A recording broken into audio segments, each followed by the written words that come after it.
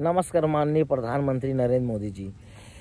प्रधानमंत्री जी, मैंने कई बार आपको अब अवगत करा रहा हूँ, पत्र लिखा, ट्वीट भी किया और यथा समय लगातार आपके शोषणकारी जो नीतियों के खिलाफ विरोध भी करते रहा। क्या आपका संसद भवन को झुक कर प्रणाम करके आपने प्रथम दृष्टया और प्रवेश कर संविधान की शपथ ली? ये शपथ ली तो आपने ना, अर्थात आप व आपके सहपाठी समर्थन जो कारी नेताओं को भी आपने संविधान की शपथ दिलाया और उसी अनुरूप प्रक्रियात्मक ढंग से कार्य करने का प्रण लिया। यथास्थिति ये भी सही। अब आपने व आपके नेताओंगण व राज्यों के मुख्यमंत्री बड़ी बड़ी जेसीबी लेकर घूमते रहते हैं। इस्लामोफोबिया अर्थात मुस्लिम के नाम के से डर तथा आप हिंदू क्या करते हो, हिंदू खतरे में है ऐसा बताया जाता है, जबकि वे हमारे यहाँ केवल 14% के लगभग है। ठीक है ना, लगभग है। और जो स्वयं अल्पसंख्यक है तथा जिस हिंदू धर्म की जो बात करते हैं आप, जिसकी वास्तविकता में कोई धर्म या नहीं है बल्कि अरब व्यापारियों व लड़ाके द्वारा नाम दिया गया है। सिंधु नदी जो ईसा को हा बोलते थे और सिंधु नदी जो इंडस रिवर है उसके इस तरफ बैठने वाले को हिंदू बोल दिए। ठीक है ना, तथापि वे 80% है और यह भी कोई विशेष एकरूपता नहीं, इसमें एकरूपता सिमिलैरिटी नहीं। सब में जाकर देखो, जिस राज्यों प्रदेशों, चाहे उत्तर हो दक्षिण हो, पूर्व हो या पश्चिम, सबकी आचार व्यवहार परंपरा क्या है, कार्यशैली, विवाह, दाह संस्कार में अति विविधताएं हैं। और मानवीय जो इनकी जो संस्कृति है, जाति संस्कृति है, इसमें वे प्रकृति से जुड़ी अर्थात परि संस्कृति, इको कल्चर है। तो आपका व आपके जो समर्थन करने वाले लोगों को ये आंकड़े समझ में क्यों नहीं आते? आप जब संवैधानिक पद में बैठकर इसका दुरुपयोग व लाल किले के प्राचीर से कुछ भी अनाप शनाप बोलकर चले गए, जबकि मैंने अपनी यूपीएससी की जो जर्नी में, तैयारी में और जितने अटेम्प्ट भी दिए, मैंने न कभी पक्षपातपूर्ण बायसनेस होकर नहीं दिए, क्योंकि वास्तविकता ही यही है कि आईएनसी जो था, इंडियन नेशनल कांग्रेस, यह सर्व धर्म संभाव के साथ एक राष्ट्र की बात करता था और आपके विश्व हिंदू परिषद लगातार क्या करता था, वह हिंदू राष्ट्र की बात करता था। ये मैं पूरा रिसर्च है मेरा, ये आज आपको सबको लिख के बता रहा हूँ, के नाम पर विद्वेष हिंसा फैलाता रहा। वह इंडियन नेशनल कांग्रेस के मांग पॉलिसी को ठुकराते रहा एवं इसी तरह जो सांप्रदायिकता का डर और माहौल बनाकर मुस्लिम लीग और इसके प्रमुख कौन थे, जिन्ना ने अपने 14 सूत्री मांग रखी, क्योंकि पहले इंडियन नेशनल कांग्रेस में था, उनके साथ बनी नहीं, अब 14 सूत्री मांग करी, जिसने पाकिस्तान अलग धर्म के रास्ते और मुस्लिम धर्म के नाम पर राष्ट्र की मांग की। जबकि आईएनसी, इंडियन नेशनल कांग्रेस व गांधी कभी नहीं चाहा कि हमारा राष्ट्र का विखंडन हो, विभाजन हो।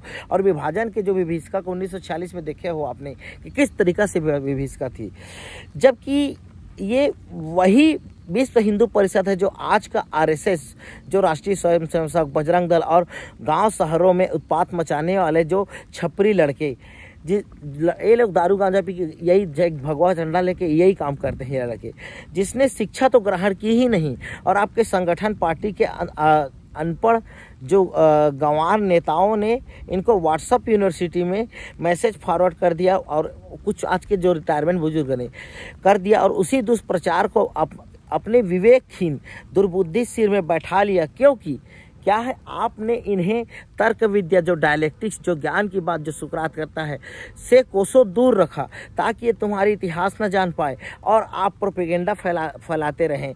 पर अब ऐसा नहीं होने दूंगा, अब ऐसा होने देंगे ही ना, प्रकृति परंपरा ना, अब ऐसा होने दूंगा ही नहीं। विवेक और ज्ञान और पूर्णता से हर पल घड़ी दिन इनके विवेक ज्ञान तर्क शास्त्र को वाद प्रतिवाद से वास्तविक संवाद को बाहर निकाल कर ही स्वच्छंद रूप से इस धरा में भ्रमण करूंगा। और मैं शपथ लेता हूं, मैं शपथ लेता हूं कि जिस 8% जो ब्राह्मणों और ब्राह्मणी श्रेष्ठता को संपूर्ण देश में विस्तारित करना चाहते हैं और आप जो एक व्यवस्था शूद्र पशु नारी ये सब तारण के अधिकारी की जो एक सिस्टम को चाहते हैं, तो उनकी इस विचार को समूल जड़ सहित उखाड़ फेंकूंगा तथा लोगों को, जैसे लोगों में क्या, हिंदू कोई धर्म नहीं बल्कि एक जीवन यापन या जीने का एक तरीका बस है। कोई जीवन यापन लिविंग स्टैंडर्ड है, जीने का तरीका बस है।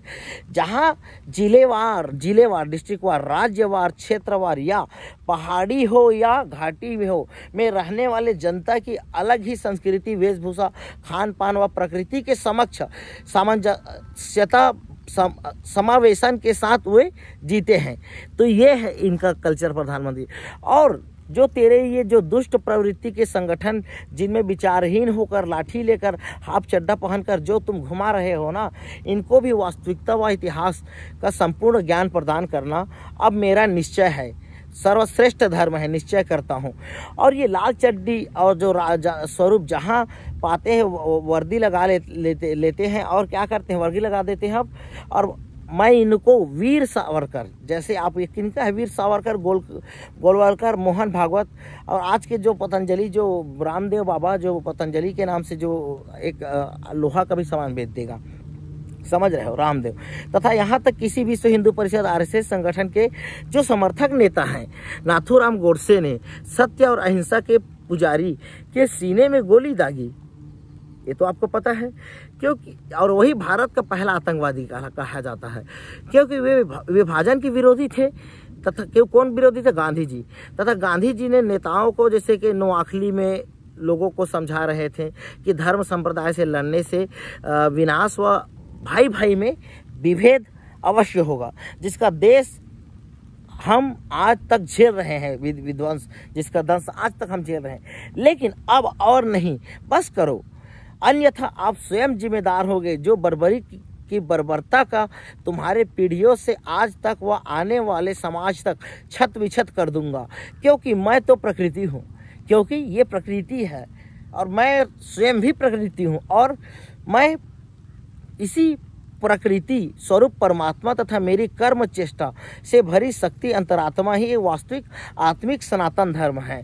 कौन वास्तविक आत्मिक सनातन धर्म है? एक प्रकृति की चेष्टा से जो अंतर्मन में शक्ति है, अर्थात आत्मा ही सनातन है, ना कि तुम मूर्खों में से कोई हिंदू अपने आप को सनातन धर्म बोलते हो। आत्मा ही सनातन है, कोई सनातन धर्म नहीं है। साथ ही मैं सभी राष्ट्रों को चेतावनी सहित संदेश जारी भी किया और कई बार मैंने विवेक करा, लेकिन इस बार वास्तविक संदेश जारी कर रहा हूँ।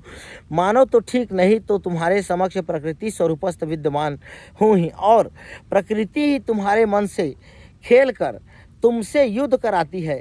ये सब प्रकृति कर रही है ना, तुमसे खेलकर युद्ध कराती है। ये संदेश इजराइल चाहे तुर्की हो, यूएसए हो, चाइना हो, रसिया हो या अन्य जितने भी यूक्रेन हो, सभी को आप पहुंचा दो कि ये क्या है। सभी राष्ट्रों के व कोई एक राष्ट्र, क्योंकि कोई एक राष्ट्र न छूटे, सभी राष्ट्रों के लिए वह कोई एक राष्ट्र, क्योंकि अब अति का अंत है, द एंड ऑफ एक्सेस हो चुका है। अब बस करो अन्याय अत्याचार। क्योंकि प्रधानमंत्री जी, आपने हमको जो दिया था ना कल, आपने जो हमें जो सिस्टम, जो हमारे जो पूर्व लोगों ने सिस्टम दिया था, वो सिस्टम बहुत बेहतरीन लाजवाब था। गांधी का सिस्टम था, जैसे नेल्सन मंडेला का संदेश सिस्टम था, स्वामी विवेकानंद का जो संदेश था कि मेरे American brother in sister in brother in, ये भाइयों और बहनों, ये क्या था? विवेक भी था ना। तो विवेकवान सिस्टम को आपने छत विछत किया, आपने नष्ट किया विवेकवान सिस्टम को। आपने ही स्वामी रामकृष्ण परमहंस के विचारों को नहीं माना। आप दुष्ट हो, आप एक कुर्सी की सत्ता के लालच में ना हमें भाइयों को लड़वा रहे हो, हमसे हिंदू मुस्लिम करवाते हो, कुकी मैतेई को जो लड़वाते हो, जो जनजाति है मणिपुर के, आप यहाँ पे आदिवासी और ओबीसी वर्ग को लड़वाओगे। आपको ये लड़वाने की जो संस्कृति है ना, अब ये संस्कृति नहीं रहने वाली, क्योंकि अति कायम द एंड ऑफ एक्सेस। और आपने इतना अंत अति कर दिया ना कि दहाड़े का सहारा खाटू श्याम हमारा। अब इन सबको एक लेवल प्रकृति, परम ब्रह्म, परमात्मा देखना, ऐसा जो आज जो आपकी चाओश, जो अराजकता, अव्यवस्था जो अनबनी है ना, ये आपके अनार्की जो ये आपके वजह से है। और आप समझो अब क्या होने वाला है, अति का अंत और द एंड ऑफ एक्सेस, और इससे बढ़कर कुछ नहीं। और युद्ध के लिए रणभूमि में ना कमर कस के खड़े हैं। और आप भेजिए अपने उन लठायत तंत्र को, जो लोकतंत्र को नहीं मानते। लठायत तंत्र है, भीड़ तंत्र है, मोबोक्रेसी भीड़ तंत्र है, ना कि डेमोक्रेसी लोकतंत्र।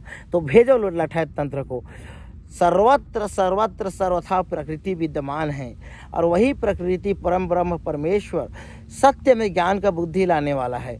और वो सबको बुद्धि से वही इमाम मैत्रेय बुद्ध होकर, इमाम मेहंदी होकर, वही कली होकर और वही सर्वत्र सर्वोच्च सम्राट दार्शनिक राजा फिलासफर होकर सत्य के लिए जो 10 सेकेंड जीसस कमी मूसा ईसा सबको एक करेगा। जितने आपने डिमोलिश करा ना, सिर्फ आपके ही नहीं लोग ने, आपके संबंधी इजराइल आज फिलिस्तीनों पे क्या कर दिया, बच्चे छोटे को। आपके ना तो डिप्लोमेसी सही है, ना तो आपके कोई किसी भी के में कोई भी संस्था फ्री है। लेकिन मैं एक हूँ, रत्नाकर, शेखर सिंह रत्नाकर, मैं फ्री हूँ और मैं चैलेंज करता हूँ आपके लठैत तंत्रों को कि इतनी मर्दानगी मुझ में है कि अपने स्वच्छ देश के स्वस्थ इस देश में जो भाईचारा बंधुता और सर्वधर्म संभाव क्या है, ये हमारा जैसा एक परिवार होता है, एक परिवार है, वैसा विश्व को हम क्या मानते हैं। हमारा इंडिया आध्यात्मिक राज्य है, स्पिरिचुअल स्टेट है और पूरे विश्व को हम वसुधैव कुटुंबकम, मतलब इस वसुधैव में सब है, एक कुटुंब है, परिवार है, इस पृथ्वी के जितने लोग हैं इसको मानने वाले हैं, सर्वधर्म संभाव और वसुधैव कुटुंबकम। और हमारे यहाँ अतिथि देवो भव, जो कोई आए तो अतिथि है उसको देव की तरह मानते हैं कि गणेश जी की पूजा शुरुआत करते हो अतिथि देवो भव। तो आप समझ लो अब क्या है, अति का अंत है। अब आइए आपको अंतिम चेतावनी है, आप सुधरो या समझो या कुछ भी करो। और जितनी लीला प्रलय प्रकोप बाढ़ दिल्ली जो दुनिया डूब रही है ना, भयंकर आपदा सापदा, और ये सब आपके कुकर्मों के वजह से है। तो जितनी जल्दी हो सके रणभूमि में आ जाओ। कुरुक्षेत्र में सत्य और असत्य, धर्म और अधर्म की लड़ाई है ये साथियों। जो धर्म में है उसी का ही शासन सर्वत्र रहेगा, कभी धर्म नहीं हार सकता। बहुत दबाया इन्होंने, अब ये अति का अंत है। ये गर्जना, ये वादियाँ, ये बारिश, ये सब प्रकृति एक साथ खेल रही है साथियों। तो यही संदेश है साथियों आपसे। और प्रधानमंत्री जी अगर सुधरना चाहें तो सुधर जाएं, नहीं तो आपका प्रोपेगेंडा तो ऐसे भी अब 100 वर्ष होने वाला है ना। 27 सितंबर को आपका जो आरएसएस बना था उसको 100 वर्ष में आप देश को हिंदू राष्ट्र बनाएंगे बोले थे, आपको 75 वर्ष हो गए। महात्मा मोहन भागवत को 75 वर्ष होने वाला है। तो ये आप लोग जो प्रोपेगेंडा का आइडियाज लाए हो ना, वो आइडिया सारे वही ख़त्म कर दूंगा और ये मेरा चैलेंज है।